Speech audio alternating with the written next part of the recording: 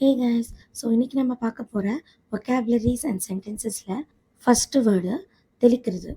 அதுக்கு இங்கிலீஷில் ஸ்ப்ரிங்கிள் அப்படின்னு சொல்லுவோம். ஸோ அதுக்கு எக்ஸாம்பிள் சென்டென்ஸ், செடிகளுக்கு அவர் தண்ணி தெளிச்சாரு அப்படின்னு சொல்கிறதுக்கு he sprinkled water on the plants. He sprinkled water on the plants. செடிகளுக்கு தண்ணீர் தெளிச்சாரு அப்படின்னு சொல்கிறதுக்கு he sprinkled water on the plants அப்படின்னு சொல்லணும். அதேமாரி சாப்பாட்டில் கொஞ்சம் உப்பு தெளிங்க, கொஞ்சம் உப்பு போடுங்க, அதாவது லைட்டாக உப்பு போடணும்.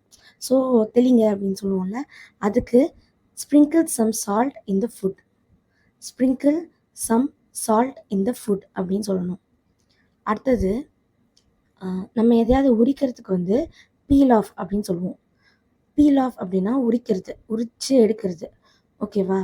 ஸோ அதுக்கு இங்கே பாருங்கள், உருளைக்கிழங்களோட தோல் இருக்குல்ல, அதை உரிப்போம்ல, அதுக்கு உருளைக்கிழங்கோட தோலை உரி அப்படின்னு சொல்கிறதுக்கு peel off the skin of the potato. Peel off the skin of the potato அப்படின்னு சொல்லணும். அதே மாதிரி பெயிண்ட் உரியும்ல, பெயிண்ட் உரிய ஆரம்பிச்சிருச்சு அப்படின்னு சொல்கிறதுக்கு த paint is starting to feel off. The paint is starting to peel off. அடுத்தது எதையாவது ஊற்றுறோம் அப்படின்னா அதுக்கு போர் அப்படின்னு சொல்லுவோம். ஸோ இங்கே அவர் ஜாடியில் தண்ணீரை கவனமாக ஊற்றினார் அப்படின்னு சொல்கிறதுக்கு he carefully pour the water into the jar. ஜார்னா ஜாடி, ஓகேவா? ஸோ ஹி கேர்ஃபுல்லினா கவனமாக, he carefully pour the water into the jar. ஓகேவா? அதே மாதிரி அவள் எனக்கு டீ ஊற்றுனா அப்படின்னு சொல்கிறதுக்கு she pour tea for me. She pour tea for me அப்படின்னு சொல்லணும். அடுத்தது விசாலமான அப்படின்னு சொல்கிறதுக்கு ஸ்பேஷியஸ் அப்படின்னு சொல்லுவோம். இதில் பாருங்கள், இந்த வீட்டில் விசாலமான கிச்சன் இருக்குது, இந்த வீட்டில் விசாலமான சமையலறை இருக்குது அப்படின்னு சொல்கிறதுக்கு there is a spacious kitchen in this house. There is a spacious kitchen in this house. அடுத்தது பாருங்கள், நம்ம முழுங்குறோம்ல, அதுக்கு ஸ்வாலோ அப்படின்னு சொல்லணும். ஸ்வாலோ அப்படின்னா முழுங்குறது, விழுங்குறது. ஓகேவா?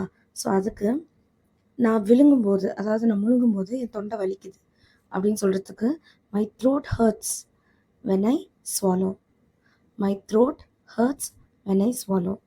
த்ரோட் அப்படின்னா தொண்டைன்னு அர்த்தம். ஓகேவா? So my throat hurts when I swallow. வலிக்குதுன்னு சொல்கிறோம்ல, அதுக்கு தான் ஹர்ட்ஸ்ன்னு யூஸ் பண்ணுறோம். ஸோ நான் முழுங்கும்போது இல்லை நான் விழுங்கும்போது என் தொண்டை வலிக்குது அப்படின்னு சொல்கிறதுக்கு my throat hurts when I swallow. அடுத்தது chew your food up thoroughly before you swallow it. அப்படின்னா உங்கள் உணவை விழுங்குவதற்கு முன் அதை நன்றாக மென்று தின்னுங்கள், மென்று சாப்பிடுங்கள் அப்படின்னு சொல்லுவோம்ல. இப்போது மென்னுறதுக்கு, அதாவது மென்று சாப்பிடுங்கன்னு சொல்லுவோம்ல, அதுக்கு சூன்னு சொல்லுவோம். ஓகேவா? So chew your food up thoroughly before you swallow it அப்படின்னு சொல்லுவோம். அடுத்தது லோன்லி. லோன்லினா தனிமைன்னு அர்த்தம். அதுக்கு நீங்கள் இல்லாமல் நான் தனிமையாக உணர்கிறேன் அப்படின்னு சொல்கிறதுக்கு I feel lonely without you. I feel lonely without you அப்படின்னு சொல்லணும். ஸோ இந்த வீடியோ உங்களுக்கு யூஸ்ஃபுல்லாக இருந்தால் மறக்காமல் லைக் பண்ணுங்கள், ஷேர் பண்ணுங்கள், சப்ஸ்கிரைப் பண்ணுங்கள். தேங்க்யூ.